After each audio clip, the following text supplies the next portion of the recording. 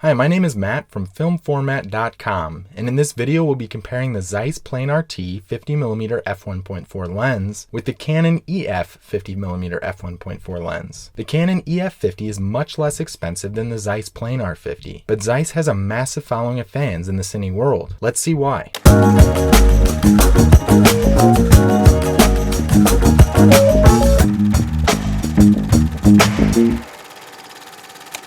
Right off the bat, the Zeiss Planar 50mm is much more expensive at $725 versus the Canon EF 50's $350 price tag. The Zeiss Planar 50 feels much more hefty than the Canon EF 50. It's made entirely from metal and glass and can last you a lifetime. It's a major investment up front, but will pay off significantly down the road. The Canon EF 50, however, is built from a lot of plastic parts and definitely seems to have a limited lifespan. The Canon EF 50mm has a sophisticated autofocus system which is nearly useless to you if you wish to shoot video. It doesn't provide hard stops on the focus ring, which makes it hard to tell when you reach critical focus. The Zeiss Planar 50, however, has a completely manual focus ring with a much larger throw than the Canon EF, along with hard stops on either end. This is perfect for focus pulls and provides a pleasing range of motion while changing focus. Both lenses have an electronic iris control. This poses a major problem if you would like to avoid clunky full stop adjustments while recording. It also makes it more expensive to connect the lens to any camera besides a Canon EOS body with an adapter. If you plan to use the Zeiss Planar 50mm lens on a micro four thirds camera, then I'd recommend choosing the Nikon version of this lens. This is called the Zeiss Planar ZF 50mm rather than the Zeiss Planar ZE. The manual focus ring twists in the opposite direction, but this version has manual aperture adjustment. In this comparison, I tested both lenses with a Panasonic GH4 using the Metabones Canon EF to micro four thirds speed booster. This is one of the best adapters out on the market for Canon EF lenses. It widens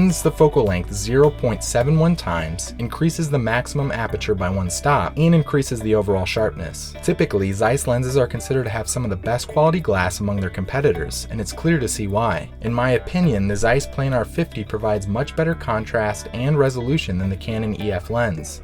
This will significantly help in post-production, especially during your color correction. Many Zeiss fans like to mention the character of Zeiss lenses as well. Character is a personal preference rather than a quantitative measurement in quality, but it's a major factor in deciding which lens is right for you. Seeing the Zeiss Planar 50 compared to other lenses will help show you what that character really means and if it's worth shelling out the extra cash. Overall, I am very impressed with the optical performance of the Zeiss Planar 50mm f1.4 lens. Personally, I wouldn't buy either lens for myself, but it's clear that the Zeiss 50mm f1.4 is the best choice of the two if you wish to shoot primarily video. It's a big investment up front, but will pay itself off for many years to come. Feel free to click on this button for a more in-depth written review on the comparison between these two lenses. If you'd like to see a review on the Zeiss Planar 50mm f1.4 lens, then click on this button. Click here if you'd like to see a review on the Canon EF 50mm f1.4 lens. And as always, feel free to subscribe and visit filmformat.com for more filmmaking reviews and tutorials from yours truly. Thanks for watching.